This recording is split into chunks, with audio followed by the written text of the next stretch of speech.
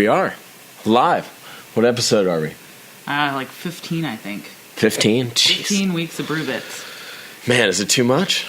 No, I don't think so. I think we're good. Welcome, everybody, to Brew Bits. We are here today. This is the first time Heather and I were just talking. We have not talked about anything that we're going to do. Usually we have some time to talk about stuff during the week, right before, but we have not talked this week. We're just going in blind and head forward. So I'm actually kind of pumped. I'm going to see where this goes with everything. So to get us off on the right foot, we'd like to thank B-Dubs for bringing us here. I know that you guys have some change-ups over there on the tap line, too. You were talking about. This year, Flying Dog Seasonals will be on all year long. So we're just finishing up with K9 probably this week, which is our winter ale that we've had. I just slammed. Quite delicious. Yeah. And what I have in the cooler behind us today is the Lucky SOB. Nice. Our Irish Red Ale for St. Patrick's Day, obviously. Perfect. And that'll be out hopefully right after St. Patrick's Day. It just kind of falls off. So I would, if you want it, between now and St. Patrick's Day, definitely get that. It's our shortest. This spring season is so short, and everybody's dying to get into It's not spring yet. It's not spring yet. I know. I've made like $0 plowing snow, so like it can't be spring yet. We've had this conversation so many times about everybody talks about pumpkin beers coming out in August. Well, spring beers come out in January and February. Like, it's freezing outside. It's snowing. Fucking cold. It's crazy that it's too early for a grapefruit sculpting. But it's like everybody gets excited, and it's kind of makes you feel like you're in that season, I guess, sometimes. True. So B-Dubs loves it. We're loving it. I am not biased. I will drink pretty much any beer any time of year. So. Well, they also have Bloodline on pretty much year round. Some Snake Dog instead of Bloodline, but and then Snake Dog. We are. It is evolved. It's our 20th anniversary with this beer. Yeah, this is a little new taste I'm getting out of this one. I'm kind of pumped on it. Yeah. So if you think about original IPAs, like Sierra Nevada, when they came out with their pale ale, everybody thought that was super aggressive. Yeah. Like, it's so hoppy. I don't drink hoppy beers, and then people's taste has evolved to like that type of beer. Yeah. Same thing with Snake Dog being 20 years old. Back then, it was an aggressively hopped IPA.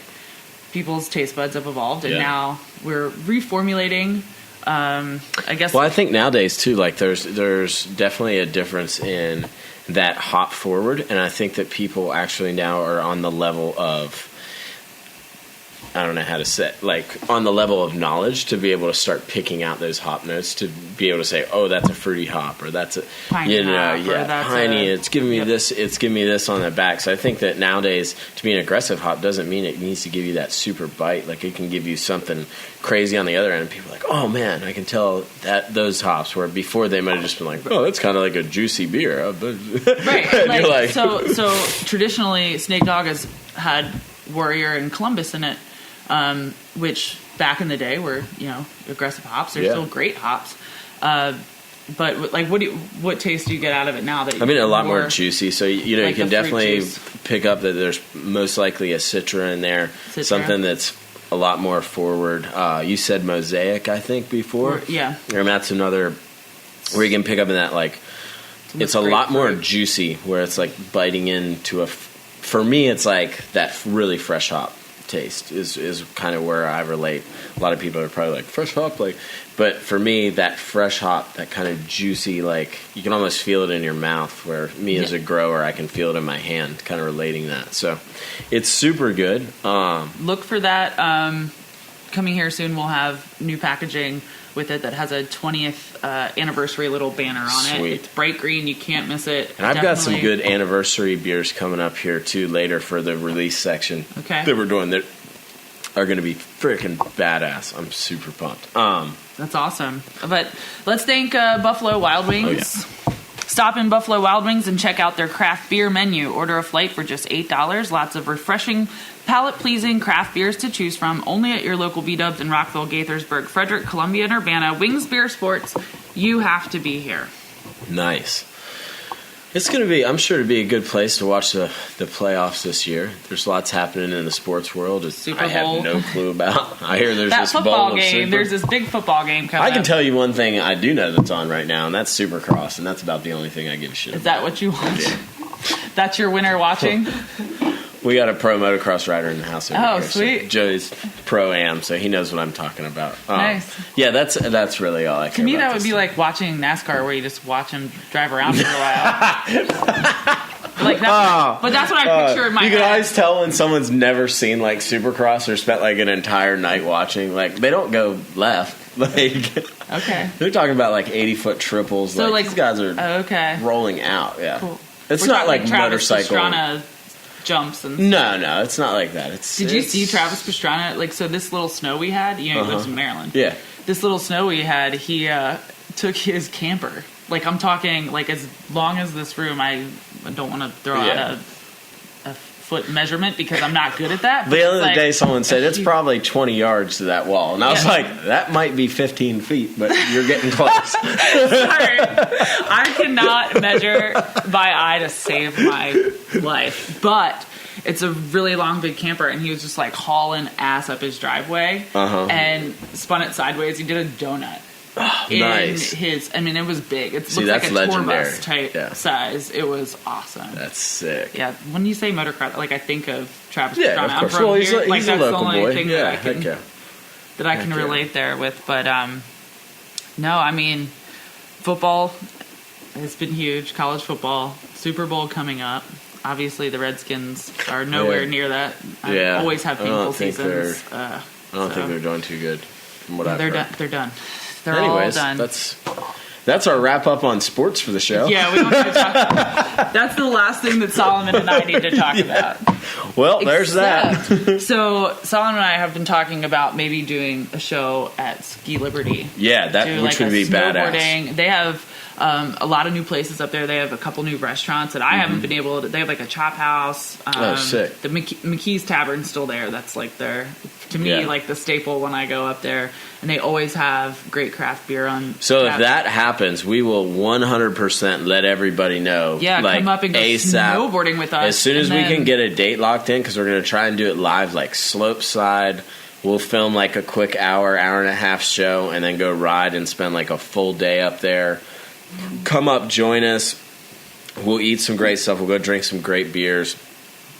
Most likely, if it's me snowboarding, I'll have a pile of whiskey in my parka, and we will get down. Let's not tell them that ahead of time, though. But no, the beers they have on tap in McKee's are usually pretty awesome. Nice. Like they have a lot of craft beers. They always have Nugget Nectar when that comes out Oh, sick. because it comes out in the winter, even though it's Yeah. a spring beer. Mad Elf. Nice. Trogs. So Buddy they of always mine have gave some me a good ones that he- people are like looking for everywhere, and it's like you walk in and like, whoa, how'd you get this on tap? Sick. But That's cool. I mean, they they're must the- have a good buyer. Someone Yeah, that's just yeah. all nerded out in the Yep. back, like, yeah, we yeah, get there's it. some great people in there. So that would be Sick. a really good time, and that can wrap up our talk about sports. Yeah. There we go. Now we're done. Yep. So, anyways, what do you got for us? Well, so Brewbound, I read them every time they send their email out and Yeah. links to their articles. They always have really good information. This was not really that concerning. I feel like, craft is peaking in a sense, not like, as Jim explained to us one time, there's no bursting of a bubble. Right. It's just, it's grown a lot in the last couple of years. So if it didn't grow as much this year, it's, year over year, that's not so concerning. But I'm going to read a little bit from this article here. For the first time in more than a decade, the craft beer category failed to grow double digits, according to new data from market research firm IRI Worldwide. Now, let me explain to you what IRI is just a little bit so you can get an idea. They are a company that, all the UPCs on beer that they scan Right. when they ring you up? They're like keeping track of all these rings. Right. So they know. So if you're what a beer, style, if you're a brewery and you have 15 beers, you have to register a different 15 code UPCs with Yep. each one. Yeah, Yep. and it's the same way with anything you sell. So if you have UPCs, so like some of our stuff we sell, like you have to go through and get one for every one. So they're a very reliable source for what's coming out, how many are filed for each year, and everything like that. Correct. Yep. Like the best Right. resource for that. Like the one. The one. Yeah. So in the latest report, IRI noted that craft dollar sales at U.S. supermarkets grew just 6.9% in 2016 to more than $2.28 billion, while volume sales grew at an even slower 4% clip. So in years past before that, they've always been growing at double digit. So like when you say since when? So we're probably going back to like 8. Yeah, so Like IRI, and somewhere they've around there. actually evolved over the years as well, because they at some point they've changed their category. So like when you have like your domestics and your craft, like some of the domestics like Blue Moon, right, there were certain ones that weren't considered craft until the craft category came about. to, yeah. So right. It's definitely changed over the years. Amongst IRI's top 30 ranked craft brands, 17 offerings, including Sierra Nevada's Pale Ale and Torpedo IPA, Samuel Adams Boston Lager and Rebel IPA, New Belgium Ranger IPA, and Widmer Hefeweizen, posted negative dollar sales figures at U.S. supermarkets in 2016. Okay. Why do you think that is? Well, Those particular brands. So, I mean, the obvious reason there, that's the obvious horrible way to put this, is it's just they've been around too long. And that's not in any means saying that they have a bad beer. It's simply the fact that the consumer has seen those beers and seen those beers and seen those beers and seen those beers, and they're looking at the next space next to it, and usually going towards that. Now, for me, like Rebel, Sam Adams, like these staples, to me, it's always like a throwback. Like I go in and see it, and I'm like, hell yeah, I'm gonna grab one of them. You know, like awesome. Super good to get something that's been consistent over that time, but especially for the new breed of drinker that is coming up, you look at these brands like this, and it's kind of like you're looking at like an old model of a car or something. You're going, man, that thing got 90 miles a gallon, but fuck, it's got 90 miles a gallon for the last 10 years. I'm gonna look for something newer, and so I think that it might not be anything to do with the quality of their beer, because I think it's stayed on point and freaking amazing throughout the years. Yeah, but I think it is good consistency all over. Yeah, I mean all over, and there's pioneers. solid ass beers too. Like, all of them, completely solid. But I think it is too where you have this, just like there's a peak, that we're talking about here with the brewery sizes and things like that. There's also this peak of all these breweries are going up here, all these drinkers are chasing them, going up. And all of a sudden, like, those guys that were there at the beginning are going to start being like, shit, we're starting to lose customers just because there's a new in here, there's a new in here, there's a new in here. We're going to try this IPA. Oh, shit, they brought out a double IPA. Oh, shit, here's a New England style. We're going to keep moving. So I am not at all surprised to see that. I think it makes kind of sense. And I think that those companies, too, are doing the smart thing. I mean, you look at like Sam Adams, like Nitro releases and stuff like that. Those are very somewhat groundbreaking. I agree with that. When those first ones came out. Something to add to your new releases later that I don't want to talk about now, but it's in Sam Adams' portfolio. There's two things that I think play into this big time. Law of numbers. So if you're selling 2 million barrels a year, now you've sold 1.9, you're still selling like 1 million more than like most of us. Exactly. So, I mean, that's definitely part of it. These guys are all huge. These are not small craft brands that are just massive. The other, you were talking about Sam Adams with the Nitro and the things coming out. They also decided, to go into the Twisted Tea and the things that they're doing, and those maybe are hurting them, maybe without like no disrespect to Jim Koch at all, but like losing focus a bit. Right. And I mean that could play into it massively.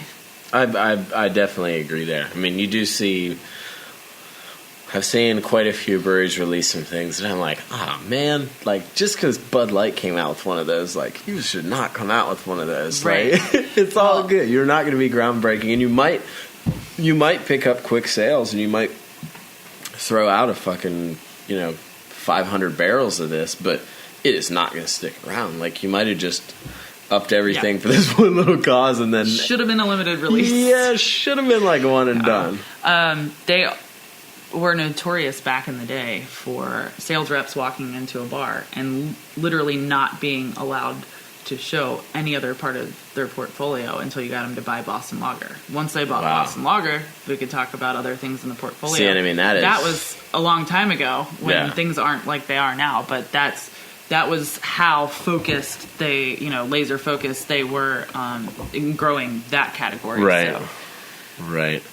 But other brands, also from the article, other brands have showed strong growth. Founders All Day IPA, which we've talked about a lot, why.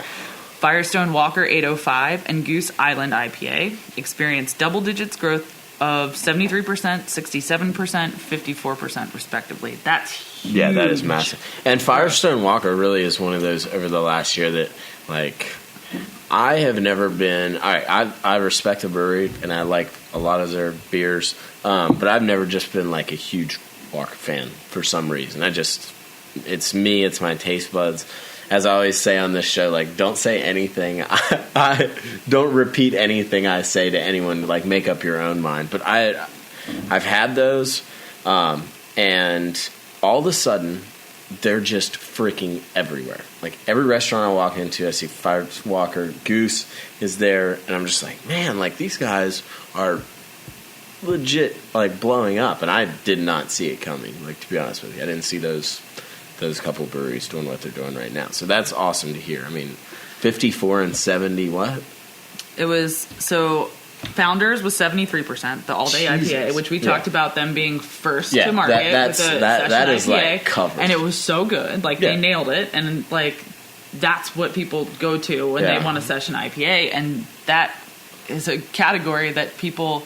serious beer drinkers need when they want a really hoppy beer. But and I honestly think it's going to like take a work of God to knock them off that pedestal. Like, it will. It really will. Absolutely. I mean, it is. They have it so down. Yeah, they nailed it. So Firestone Walker was up 67 and Goose Island 54. Now Goose Island is Anheuser-Busch. Yeah. And I know that has a strong push behind it. It does. But... And I mean, they're getting it out there, and they're using their muscle to push it out. So they have a whole distribution network. If you think, if you got, they own distributors. Yeah. So if you got a distributor in every single state, it's pretty easy to get it out there. Comment further on that, but we're good. That's where that is. So, what do you think is the top craft, the most sold last year? The most sold last year. And think about Miller Coors and Anheuser-Busch crafts being in that list. Oh, man. I mean, I can't even go, like, anywhere close. Miller Coors owned Blue Moon. Okay. They're in that. That's why I didn't want to say anything. That Belgian White topped IRI's craft list up just over 2%, so they made it. Like, who was right under? Was it someone else that was still pushed? I'm not sure who number 2 was, but I'm sure it was. If probably anyone out one there of the knows ones that we just number, let us know. Yeah. Like, who followed up Blue Moon? Because I mean, that's almost why I didn't want to answer that, because you kind of always think, like, we said that like almost at the beginning of the show. It was like, and then there was Blue Moon, who was technically now all of a sudden they're craft, which they're great. I drink Blue Moon when I go to have to go eat at Applebee's. Yeah, it's a solid. But they had 115 million in sales at U.S. food stores. Wow, that's awesome. Crazy. Good for them. Amongst vendors, Constellation Brands, bolstered by the strength of its Mexican import portfolio. Sorry, that's my Mexican. It's just Corona. It's my inner Mexican. It comes out. It wings it. And Ballast Point, the infamous $1 billion purchase of Ballast Point, grew supermarket dollar sales more than 11%. Wow. Brands. Yeah, and they're on fire. Every distributor I talk to, I'm like, what is on fire in your portfolio? What is just selling itself? Everyone's ordering it, and they always say anything coming out with from like a killer whale and a manta ray that are supposed to be. I think the manta ray was like a mango something, or I could have Point Sculpin is 2 of them mixed up. So delicious. Oh yeah, they're great. I think if they, with the money they have now behind them to keep up that consistency, I think they're going to I think they're really going to see that growth just kind of continue up. Jason Thomas here said the amount of beer Founders pumps out is staggering. Oh, yeah. It's ridiculous. It is. So crazy. It's so dumb. Yeah, but so after Ballast Point has this amazing IPA, Sculpin, they start making every flavor Sculpin they could possibly make, starting with grapefruit Sculpin. And now they have like watermelon and just anything you can think of. And so I'm sure that has to do a lot with the no offense, basic white bitches. Yes, basic white bitches. Are basic white bitches in the IPA Dude, I mean, if you tell all right, if you tell a girl like grapefruit. like listen, it's like watermelon. They're like, no way, it's so hot outside. Let me take my shirt off. Like Kool-Aid. Yeah. Exactly. Just drink it. Yeah, just drink it. Just drink it. Cool. So that's, I mean, first year in a few years that it's not up double digits, but it's growing. I mean, but like they just kind of revealed right there. You're starting to see, it might be a peak. No one's bursting, but you're starting to see these companies that have solid products really rise and take hold, and I think. You know, man, thank God for some buyouts. Yes. I mean, I got a pretty sweet buyout to talk about here if that one's done. But along the lines of canning lines, mobile canning lines. So for all you who don't know what mobile canning lines are, they're basically canning lines that are on a big ass Mack truck. And they'll show up to your brewery, and if you can't afford a canning line and you want to distribute in your state, they'll show up and they'll can a certain amount of run of beers in a day. And I mean, these things are freaking awesome to see. I have never seen one. They're so cool. I mean, some of them, they have them in different sizes. So like some of them are actual big trucks. Some of them are like gooseneck trailers. Anyways, this company called Ironheart Canning, they have been basically acquiring. And this is one of the first acquisitions you'll hear me talk like very pleasantly about on this show. Not saying that some of the others aren't good, but this one I definitely more agree with. Simply because the ideals behind it, I think, fit the craft industry a little bit more. So Ironheart Canning in September purchased Old Dominion Mobile Canning. They were a Virginia company, I believe, and now they just purchased Land of the Sky, which is an Asheville based. Is Old Dominion actually part of Old Dominion, like the brewery? I'm not sure. It sounds like I haven't dove that deep into it. The cool thing about this whole merger thing is the fact that basically what they said is that their ideal behind these different acquisitions. So this acquisition brought them to 16 lines. So that's 16 mobile units that can go around throughout. Basically, they're kind of providing a corridor in this southeast section. So, as most people know, the South has had issues with brewing, with craft brewing especially. Issues in distributing, hard startup, lots of money. You're in the Bible Belt. I get it. You hate us. We all worship the devil for drinking amazing things. I don't really get it. Jesus turned water into wine. Anyways, so what they did is they've started to buy up a couple of these lines, and the cool thing is that if you look at like the record in between these guys like Ironheart and Land of Sky and Old Dominion, they were all pals as they were running. Okay. And if you know anything about the mobile canning world, it is like a shortage. There's one, oh God, I know. I'm going to shoot myself. Canning line moves at the slow pace of a glacier. Right. So these guys are probably faster mobile, than even you got to we show do. up in like a day. The tanks are ready. You're just pumping out. So imagine now if you're talking, we got 500 breweries in this corridor. Mm-hmm. You know what I mean? And you're talking, hey, we got to do 15 beers a year for each one, or however many the staple is that they're doing.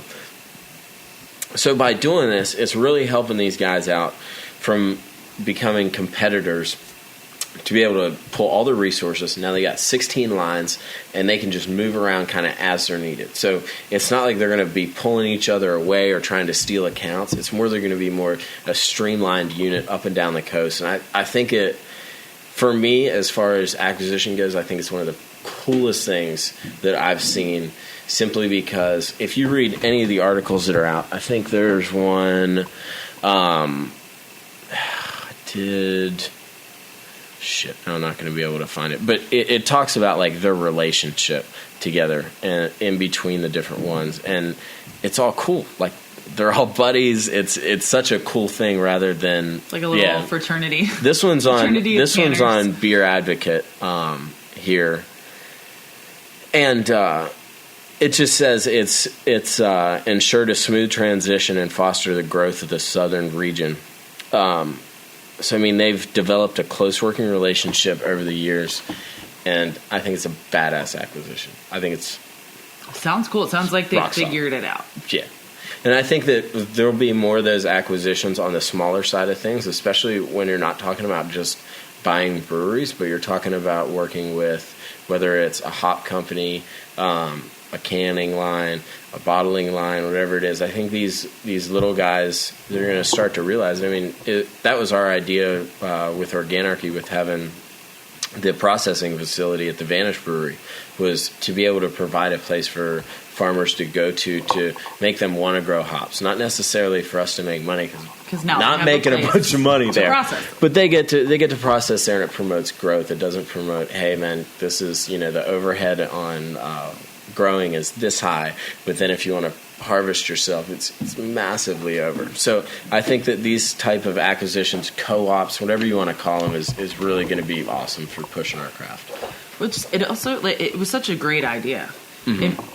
It is a step between, so many breweries before could brew on site and keg and sell beer there, but had no way, without purchasing a very expensive bottling line or canning line, to get their beer bottled and canned in the market. Exactly. So what they would have to do is, even though they were making beer at their own place, they would have to find breweries like Frederick Brewing Company. Before Flying Dog came to town, we would, Terrapin, Charleston Brewing Company.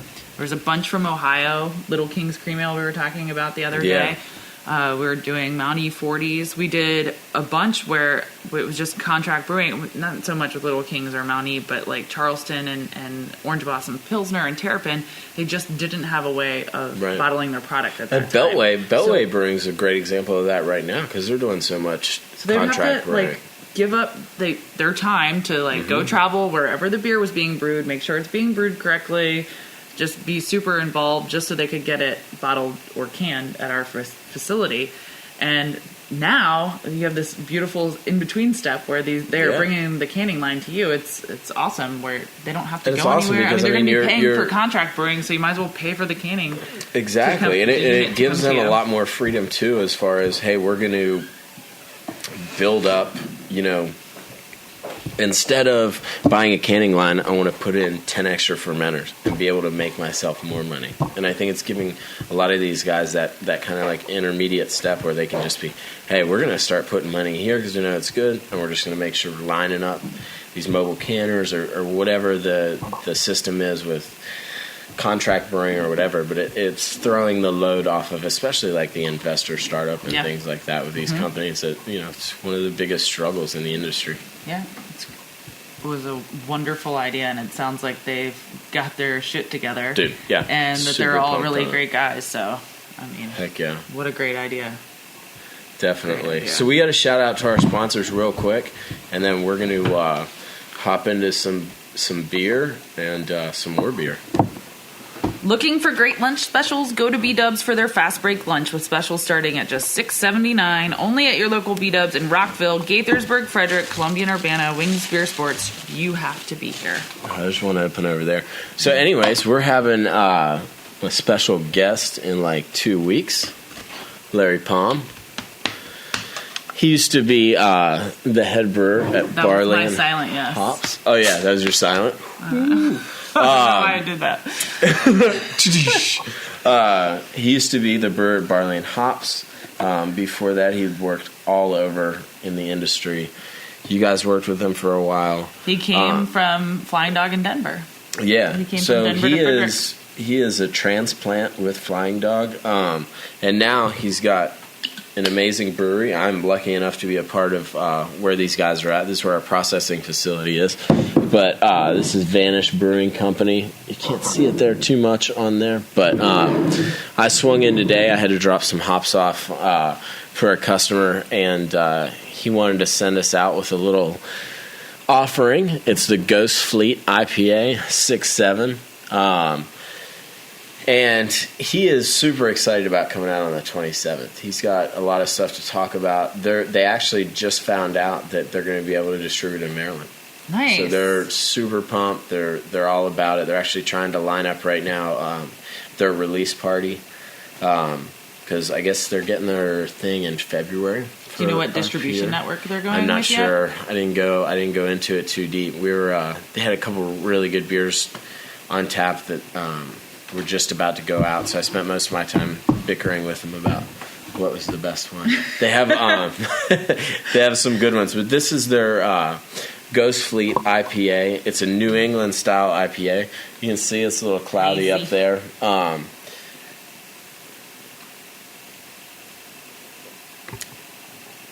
But definitely has a lot of that New England flavor. Those juicy hops we were talking about before. Yeah. There's no pine in this. This is all fruit juice. This is just amazing. No floral. It's all juicy fruit. And I'm super pumped because he's bringing a beer that Organarchy had an awesome edition for that we're going to talk about then. As an edition, not a lot of people are going to know that you could get it. And I think that if I tell a lot of people, I'm going to start getting a lot of knocks on the door next year. So I'm hoping that not a lot of people listen to the show on the 27th with Larry. Anyways, thanks, Larry, for the beer. It's delicious. Super good. I really like it. Very good IPA. It's solid. Go out there, visit them, Vanish. It's in Luckett's, halfway in between Frederick and Leesburg. It's an awesome farm, beautiful venue. Man, they've been killing it out there with their beers and really helping out a lot with the movement of craft through letting us rednecks hang out there and process our hops. And they're family friendly and dog friendly. They are, and it's just a really nice, beautiful, big building to hang out in. It's cool. Big ass barn. It used to be a riding arena. Oh, okay. Yeah. Whenever we went out there, Jonathan's like, "Yeah, I'm turning this into a brewery," and I was like, "It's a dirt floor riding arena. Can we just rope horses in here?" He's like, "No." I was like, "Damn." So, anyways, I wanted to talk real quick on something that I saw, if I could. It would take 2 seconds. I just wanted to touch on this real quick because I thought it was so cool. Sierra Nevada and The Gift. An awesome thing that I saw from the founders of Sierra Nevada. Actually, it's the owner and his wife who did this. Steve or Ken Grossman? I'm pretty sure it was Steve. Let's see here. I'd have to pull it up. These are amazing guys that started Sierra Nevada with literal dairy equipment. Oh, yeah. They've blood, sweat, and tears. Damn, I don't have it. And pioneers of the industry for sure. Anyways, so what happened is that UC Davis, which is a college out there, has a brewing program. It's a part of the school's Department of Food Science and Tech. And they just gave them $2 million. How cool is that? So they came in. Can I get $2 million? Yeah. I'm like, sweet. So, anyways, the money and the program that they're basically funding or gave the money to at the college is not like Brewing 101. It's not like a little course you can take to fuck off so you don't have to go to this course. Like, this is a serious course. Science of brewing, engineering of brewing.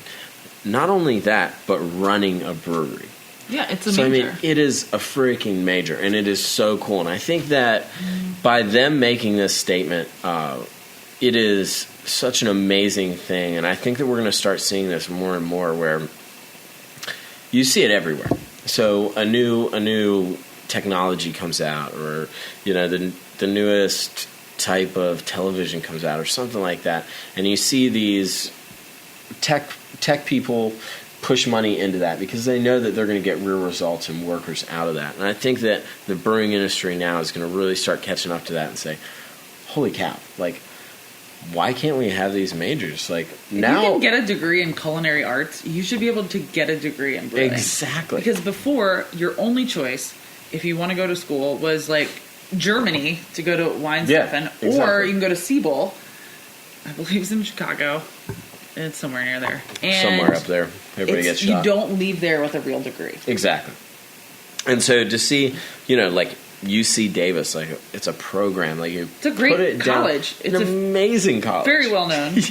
Yeah. So I just wanted to put that out there and say how freaking cool that is. It makes me want to go back to school. I know it does. I'm like kind of like I might want to do that.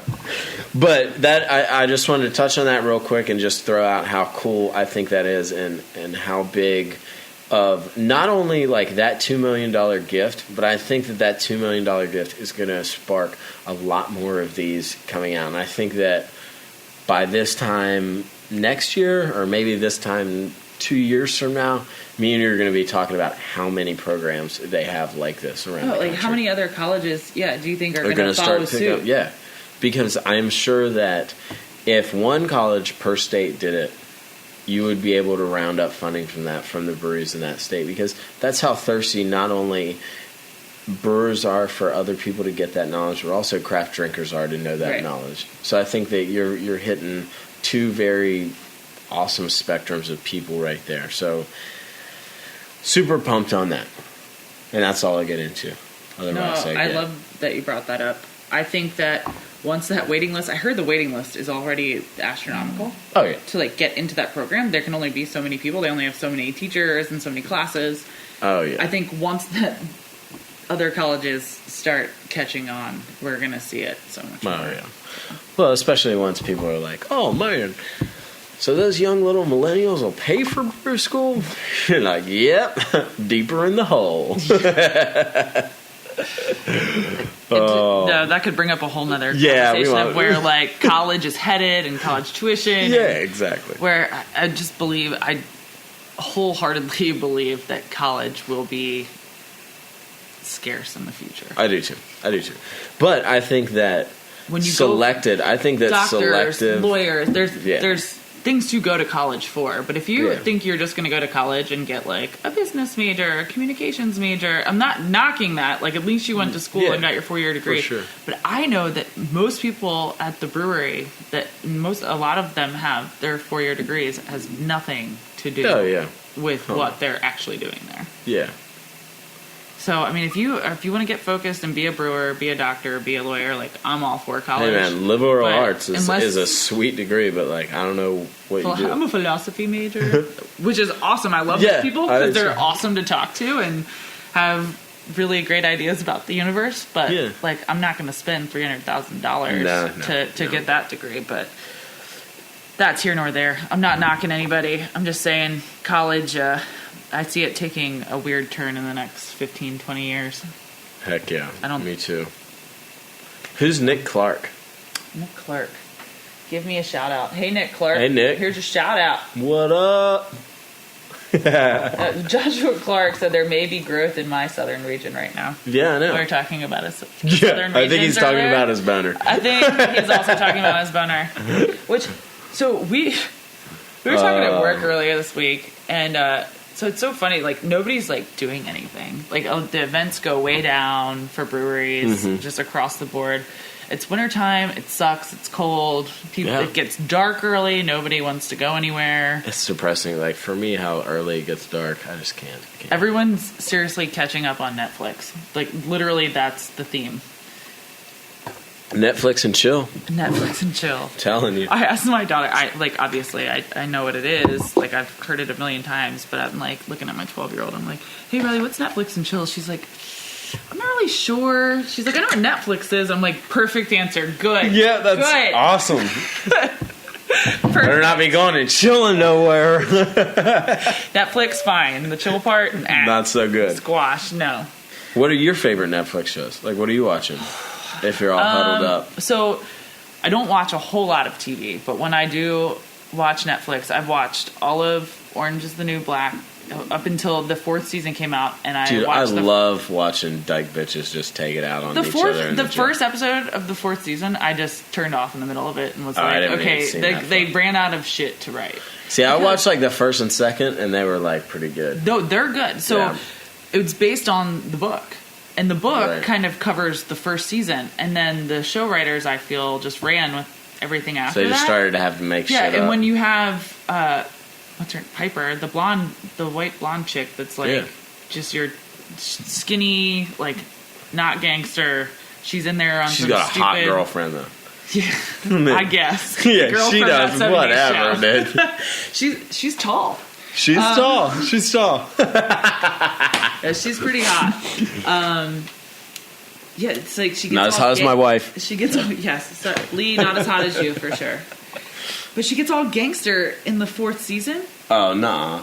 and she's like, whatever. In the first episode, she's like, I guess you don't know about me. Like somebody that's like trying to talk shit to her, or walk by her, or whatever. I'm like, it doesn't even fit, and it's not funny. Okay. It was like they're trying too hard to like push this 4th season out. So, Orange is the New Black. I stopped watching it. The first couple seasons are fine. I watched Sons of Anarchy Fuck yeah. on You can always Netflix check up on all that. the way through that, and then I watched. I was way behind on this one, but my favorite series to date is Dexter. It's deep, Dude, I got dark. Dexter on mine because I'm like, it's pretty good. I just like the darkness He of it. is just but it's so cool because he's killing the bad guys. Yeah. So Oh, you yeah. want to root That's for right, him, yeah. and he's like a good dad and a good brother and a good husband, and you're like rooting for him the whole time. I think Heck it's yeah. something. It passes the time pretty well in the winter, anyway, and you get to think Dude, so about I'm it like, deep dark my- stuff. And he's a black belt in jiu-jitsu. He is. Which is pretty awesome. He's a gangster. The one that I'm like way more of a documentary guy. Yeah. So when I want to Netflix and not really chill, but get my aerobics in, I like putting documentaries on. So the one that I watched lately, I'm married, it's just Netflix. Till Yeah. after Netflix. Till Because after Lee actually Netflix. wants to watch it. exactly. She can wait for it. Is there's this documentary out there, and Lee's gonna hate me for saying this, but Oh, I Lord. freaking loved it.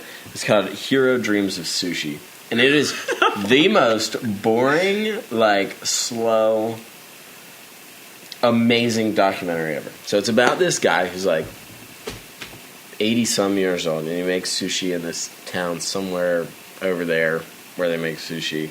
Japan. Japan. Probably. That town. The town of Japan where they make sushi. I don't want to say they all Or look the same. country. So they, this guy has this little shop, and it seats like 9 people, Okay. and he's been cooking there for years. And I mean, the plates are like $300 a piece. Jesus. But it goes through. His son has been cooking there with his dad, like waiting to take over as the head chef. So imagine this. His dad just won't die. Yeah, so imagine like for y'all that are in the culinary world, y'all can really appreciate this. So I'll put it into like brewer's terms. So like imagine you're like a brewer's assistant at a freaking awesome brewery, and you know that like one day you're gonna be the master brewer there. But you have an awesome brewmaster. But you have like the sickest brewmaster ever, and he Yeah, makes you sickest like ever.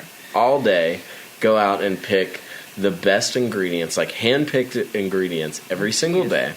Okay. And you do that, and you come back and fix it all up, and he fucking flips out on you. Like he's got like a short temper every once in a while. If one little You thing's have to put wrong, up with it. but like you've got to put up with it, and it's like so entertaining. I can like see how you would sickly think this is super entertaining. it's so sick that it is so amazing. Like I got such a kick out of decided it to, like, because you can film tell he's like yeah, I know one day it'll be mine. Like I just keep looking forward to that day, and I'm like, dude, you were so depressed. And he's like 58. Like he's not young. Like this isn't like a 30. Like He's like waiting on his dream, and he's 58, No, yeah. and yeah, his dream will that come, and will he's wear gonna out. have like 10 years in the spotlight, and that fool's gonna be like picked up way too many fish for dad. Like Why doesn't Dad fucking retire? Exactly. Jesus. That's what I said. But it's funny. They interview all kinds of food critics, and they're like, we just don't know when his dad's going to hand it over, but I don't think it's going to happen while he's like can breathe. It's good. Anyways, that's my Netflix. Unless he like they have like shitty Social Security and he just has to work for the rest of his life. No, probably I will. mean they're like $300 for a fucking thing of sushi, so like he's this probably big. rich. Like yeah, they're Okay. not like rolling benzos, but So they got like lots of free good sushi. Rory. So last week I ignored him. I don't know if you saw the first 2 comments last No, week I when didn't. we were live. No, It was Rory, who's our social media guy, who's Okay. one of the most hysterical people you'll ever meet. He's in the band Hot Tub Limo. They're like a local band. They play like Hot Tub everywhere. Limo. They're hilarious. They can play anything. It's awesome. Anyway, so I had just finished reading this book, and it was a weird book for me to read, but a friend of mine had told me, like, you have to read it. It's really cool. You think it sounds dumb, but it's going to keep your attention. And it's called A Dog's Purpose, and it's literally a book of a dog's life written from a dog's point of view. Nice. So it sounds like, okay, well, I'm not 7, so I'm not going to read that. But then I saw the movie was coming out, and then my friend recommended it, and I said, okay, I'm going to read this book. I read lots and lots of books, read all the time. This book, I have never been so emotionally distressed by God. something in my life. And it's not Is it because about of the cats? dogs. No, so it's about dogs, and it's about this dog, and he goes through like these stages in life. He's reincarnated until he like fulfills his purpose. And anyway, there's like these kids in the book. There's this one kid, Todd, who's like this psychopath in the neighborhood that like tries to put Firecrackers up its butt. firecrackers in his mouth or something. And, like, I was like, I threw the book like 3 different times. I can't read this. Like, what But you is wrong picked it up. with people? Then I picked it up, finished it. Then there's this white trash guy. I chained him to the fence at one point, and like I've never. Like, that's why I don't watch the Tori Amos ASPCA commercials. Like, I don't Dude, I can't watch stand it it. for, like, I turn it off immediately. man. Like, Yeah. why would you torture yourself? I tortured myself through this whole book. Was there a But happy ending? It was a great ending. It's not even, like, happy. It, like, was, like, this full circle thing that you kind of didn't expect. Nice. You expected the book to end, like, actual... What's like, the book called? A Dog's Purpose. A And Dog's Purpose. They're making a movie. I think like Dennis Quaid's in it. It's like Oh, definitely sick. going to be like a kid's movie. Dude, if but Dennis Quaid's in it, it's fucking a hit. he's pretty awesome. I've watched anything with Dennis Quaid that isn't a fucking knockout. So I'm telling this story at like 8 a.m. on a Monday morning, like just flipping out about this book in the office, and everybody's looking at me like, "Are you Like, there's are you a crazy dog lady That's again. Why Rory wanted me to talk about it, but Well, thanks, Roy. there are on Netflix many dog and cat shows. Dude, I don't want to talk about it. We don't need to talk we about don't it, want though. to talk about it because I had to sit through last night some of that like cat bullshit with the little kid where it's like, look, they just came out. And look how cute they are. You and then watched they a cat like, give birth last night? No. It's like the world's cutest bullshit. It's like fucking dog, like baby dogs. Okay, it's Okay. cool. I don't want to talk about it. We don't Anyways, have to. fucking- You're like, if you want to have get a farm. puppy and watch it run around, fucking buy one. Don't watch it on TV. It's so the guy's voice, like he's such a pedophile. Sorry, he's got to rape kids. Like it's that creepy. Seriously, the guy's voice is fucking horrible. I don't want to get into it. I can't wait. So the Super Bowl coming up for the Puppy Bowl. I can't wait to meet the child Sorry. rapist. No, I can't wait to watch the Puppy Bowl. Okay, That's good. That, That's a I'm lot really better. excited about that because usually by halftime I've had a couple beers and like I cannot contain my emotions about the puppy. I was the other day. I came home and I'm like, love my dog and he's awesome and I was like super excited to see him and I'm like, why do I only have one dog? How do people live like this? I know. Hey, I have fucking 3 one. right now, and I'm just so angry. I want more, but I won't put that to Lee. She gets so mad right now. Wait, one So of yours is anyways, still a puppy, but We got. I mean, I got a pretty sweet list of reviews to go through. yeah, if we you want should. to talk We about definitely some need of them. to. Because talk about you new have releases. some, you need to do too. Do you want to do a B-Dub shout out real quick while I go out and talk to a friend about a horse? Sure, Solomon. Well, that got wrapped all around me. Wings earn points for more wings. Download the Buffalo Wild Wings Blazin' Rewards app on our in-store tablets on your mobile device or at www.blazinrewards.com. Only at your local B-dubs in Rockville, Gaithersburg, Frederick, Columbia, and Urbana. Wings Beer Sports, you have to be here. So Solomon just left me. I'm all by myself. But we have plenty to talk about coming up. We have a bunch of new releases coming next week at the brewery, at Flying Dog Brewery. We have our next brew house rarity. It's called Salt and Pepper Triple. I have some of that here with me today that we will be tasting. Dragon Lady is a collaboration that we did with the Civil War Medicine Museum. We did one of those last year called Sawbones. This year, Dragon Lady has a dual meaning that we'll get into. And then I did bring Lucky SOB. I don't know if we're ready to taste that yet, though. I think we should wait till closer to St. Patty's Day to talk about that. And then Solomon has a list of new releases. I do. So which one did you want to break out from Flying Dog so we can... Let's do Dragon Lady first and then Salt and Pepper. All right. Sweet. So anyways... Nick Clark said, try Smoketown Brewery in Brunswick. Yeah, they are dank. Mitch over there is the raddest. Mitch, come hang out with us on Friday. Mitch does need to come here and be live. He is probably one of the most amazing, well-versed, hilarious men I've ever met in my life. He comes to Mash Out all the time, and he's with Nova Homebrewers, and God, like, I hate to be partisan, but that's who I hang out with over there. Me and Mitch sit back and talk shit about like everyone that's sitting like very close to us and have a great time. It's so good. You talk shit about everyone that's sitting close to you? Yeah. Well, you can't talk shit about people that are far away and then you feel like an asshole. Like if people are next to you and they could, so you talk shit to them. Yeah, exactly. Okay. Exactly. So anyways, I just got a list of like my favorite releases that are coming out. And these are ones that are coming out in January, ones that I am like particularly looking for. So let's take a sip of this first. What is this? The Dragon Lady? It's the Dragon Lady. So, like what's the story behind the Dragon Lady other the witch that rents properties out in Frederick? Yeah. So there's a slumlord in Frederick that everyone calls Dragon Lady, and no one really likes her that much. That would be the dual meaning. I think the real meaning behind it, especially with this being a collaboration with the Civil War Medicine Museum in Frederick, nice, is Dragon Lady was a nurse a pretty famous nurse during the Civil War, and we named it after her. It's an American Saison, and I honestly, today is the first time I had it with you, and it's brewed with natural wintergreen flavor, so it's a little different for me. So, like, I like earthy saisons. Copenhagen wintergreens. Let's see. Yeah, maybe that's. I don't think I've ever had it. So, but that wintergreen like gum taste it's. I don't want to say it tastes like gum, but like it's a different taste on the back end of it with that wintergreen that you're not used to with a saison. For me, like saisons being so juicy and earthy, like that's what I'm looking for, and that wintergreen definitely gives it a different kick. It does.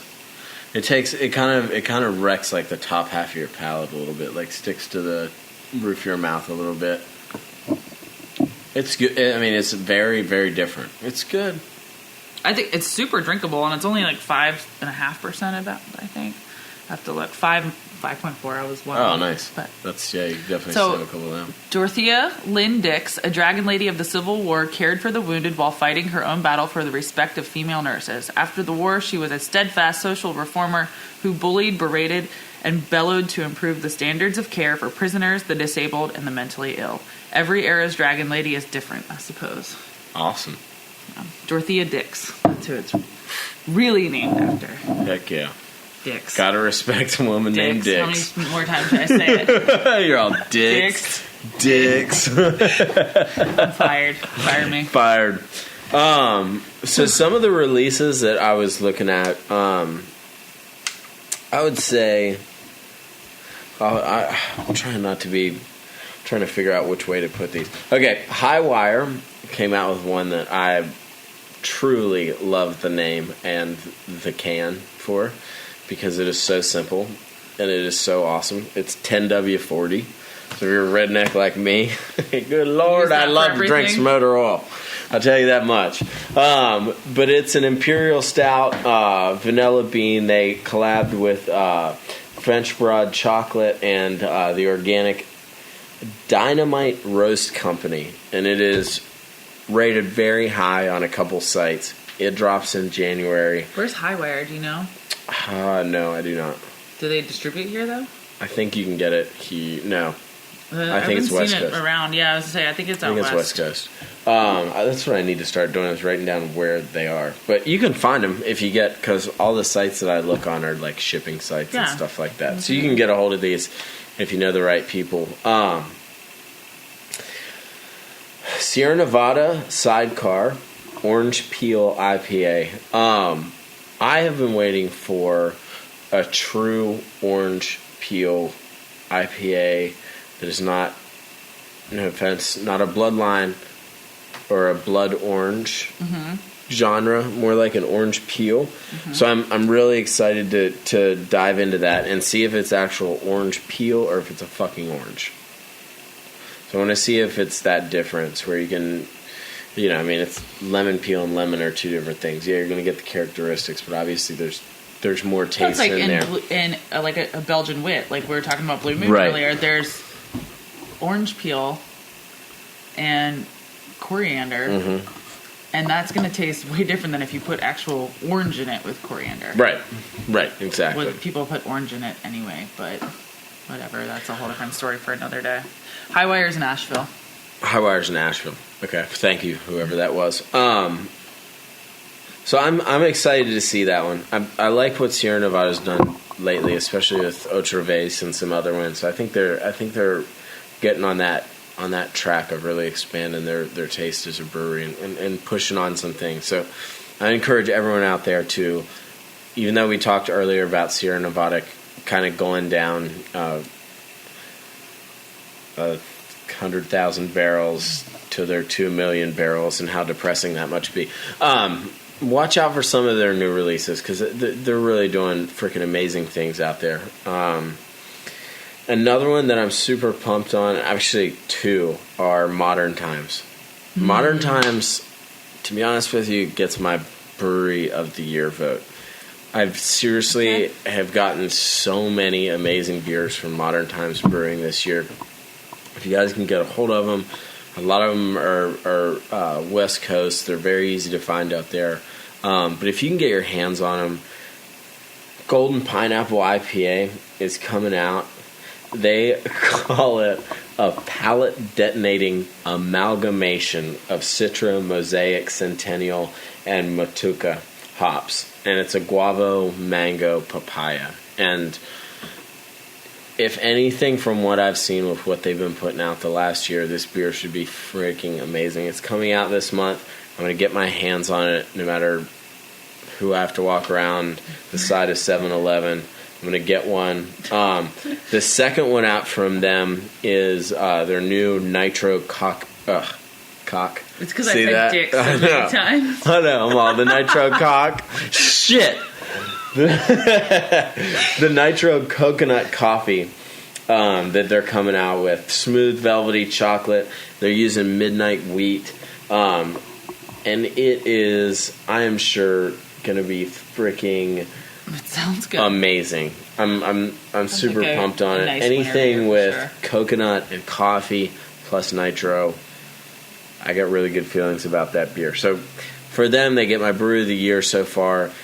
After I try those because two, because we're 9 days into 2000. No. I'm talking about last year and this year. Yeah, hold up. I'm talking about the last fiscal year when I say this, but I have no idea what day it is. I'm super pumped to try that one. And then the last one, which I think is probably the one I'm going to look forward to the most, is Victory Jubilee 21st Anniversary. It's a champagne beer. It is freaking super pumped on it. German blank hops. It's obviously a very fruity, sparkling wine type of celebration beer. Excited for it. I think Victory is going to pull out some stops. It's kind of one of those, hey, this might happen with this, and that's what I like about giving these new releases, is because I haven't tried any of them yet. I bet it would make a banging mimosa. Yeah, that's what I'm thinking. And the packaging on it's cool, and And with a brewery like Victory, I think they're really gonna Victory. They're not gonna release something like this. That's this kind of like they're legendary on how they're saying this is a champagne beer. This is how it's gonna be. Guarantee you, they've been piloting this for a year. And it's gonna a while, and they are gonna nail it. Yeah, I think so. I'm excited for that one too. So those are my lookouts. Like for those are all released this January. So if you guys can find them, find them. I'm going to be hunting for them. If you guys find them and are friends with me, just swing by, deliver them here. Heather and I will try them and tell you about why you should have drank them. We're way more fun to drink with. Yeah, I agree. Way more fun. Yes. So, anyways, those are my picks so far as coming up. One thing before we talk about Salt and Pepper Triple that I've been alluding to, Sam Adams we were talking about before, and they've grown immensely. Yeah. And have gotten into many different categories. Careful. Their spring pack this year, I think, has 2 or 3 new spring beers in it. Now, they make, like, seasonal variety packs. Yeah. I mean, they have, like, 4 to 6 beers. Well, you guys have a freaking holiday variety pack. Mm-hmm. You guys are up there. We have that one for winter. We have some more coming out I'm super excited about, too, this year. But they always have the largest selection within their variety pack. Right. Like, we'll have, like, 3 or 4 beers, you know, multiples of that. They usually have, like, 4 beers, like, with 3 of each, or 6 beers, 2 of each. And there's a few new ones this year. So I'm definitely going to pick that up and see where they're headed for their spring. Because it's spring. I said spring is hard. Yeah. Like, you don't want to get, like, too summery with it, and you don't want to, like, stay in the winter dark ages, but for them to be able to make 4 to 6 spring beers when we're like, what do we make for spring? Like, shit, that's going to be a hard one. Yeah.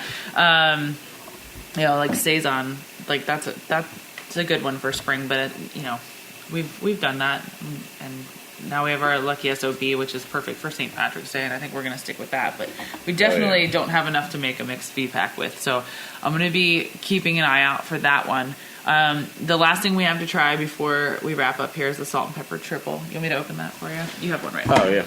There's one.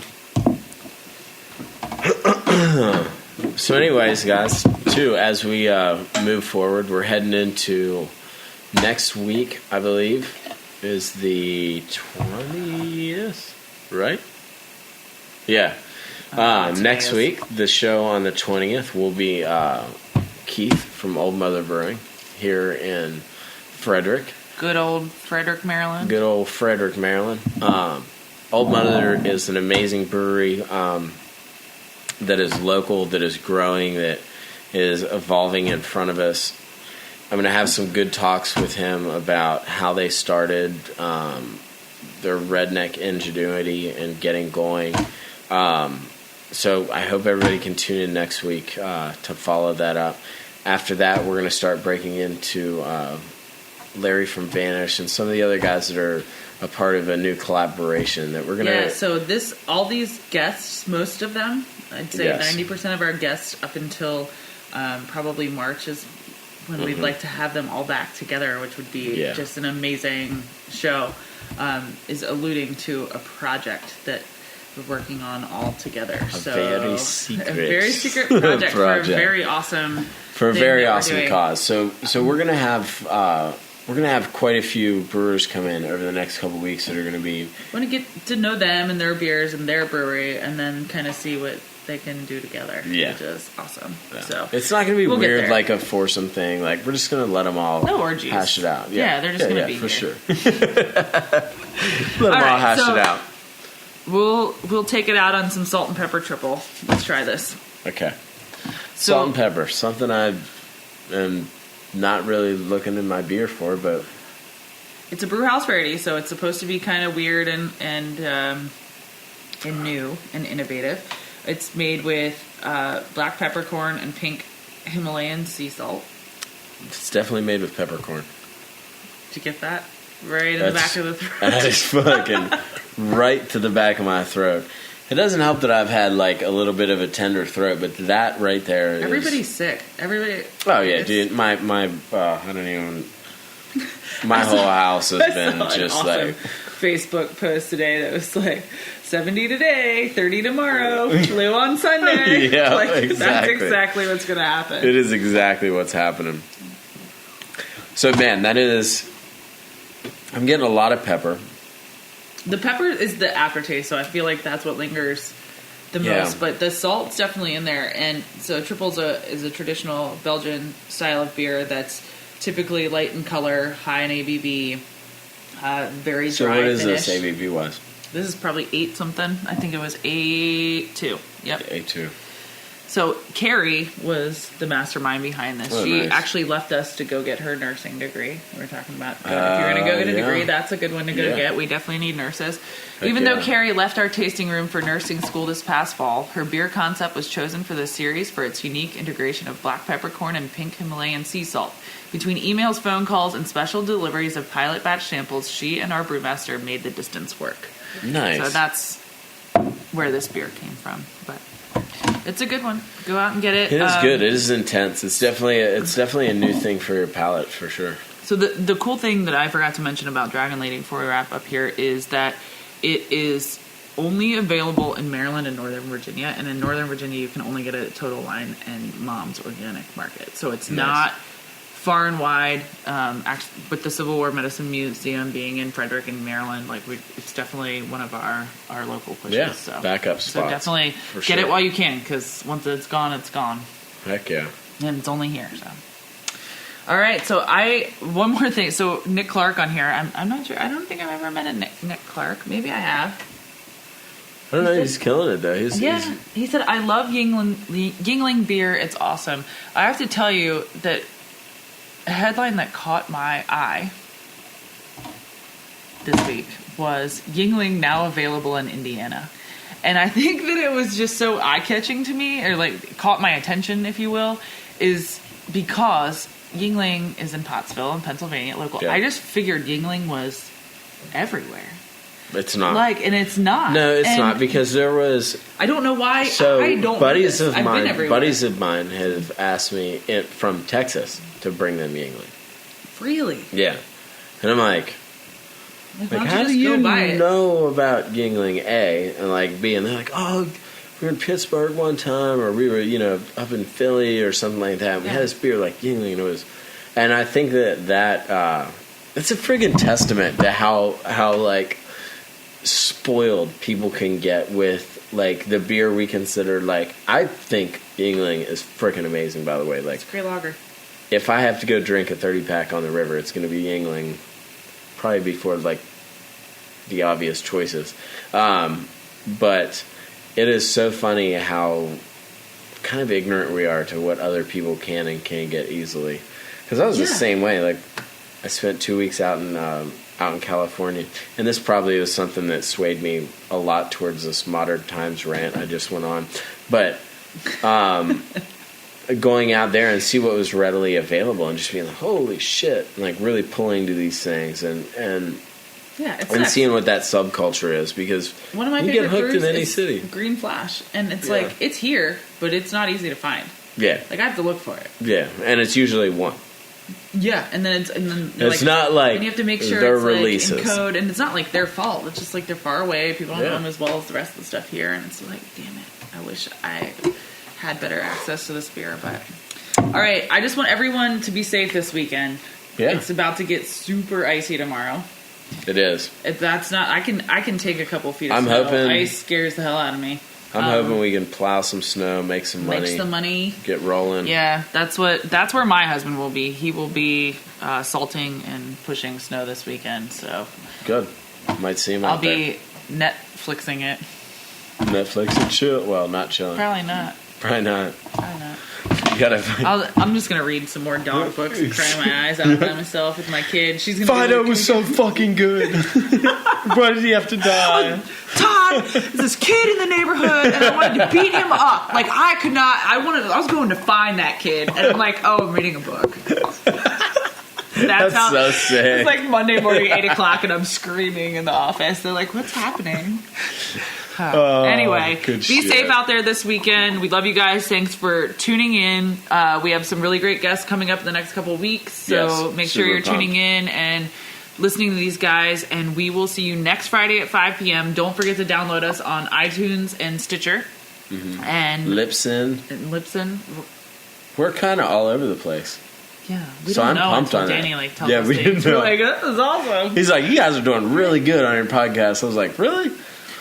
Awesome. Cool. Because on our live shows, there's like 10 people watching. Yeah. Sometimes And that's 20. awesome. And But it's awesome. we love that. And we I know Friday yeah. at 5 is a hard. Actually, it would be great if you could email, comment, do it. We were thinking about a different time slot because Yeah. we know that 5 o'clock on Friday is not the easiest for everyone to watch live, which, I mean, you're still downloading every week, Yeah. so, which is awesome. Thank you so much, everybody out there that's doing it. Yeah, and it's But not if something you have a that different time will- slot you'd like to see us at, we'd Yeah, love to fuck hear yeah. it. And it's not like it's something where we're going to take this week and run with it. So we're going to keep bringing this up maybe over the next couple months and try and find something that fits with everyone. Because I can tell you one thing that Heather and I really like, and it's we're not always like on point with our comments and stuff like this on the live feed, but it does help us, like as far as, hey, if we don't know something, someone can chime in on something, or if we're just want something we else, sway or we too far. stop and we're all, what's going on? Or we sway too far one way where it's like we'd Exactly. love to hear other opinions. Like the live listeners definitely add to that and add Yeah, to the show. So for sure. We appreciate all the downloads, and we know that people are downloading full episodes and watching, So sweet. listening, and that's awesome. But like the live viewers definitely help out. So anyway, Definitely. comment and email and talk to us about that. Happy Friday! We will see you next week at 5 p.m. We're out of here. Cheers, guys. Cheers.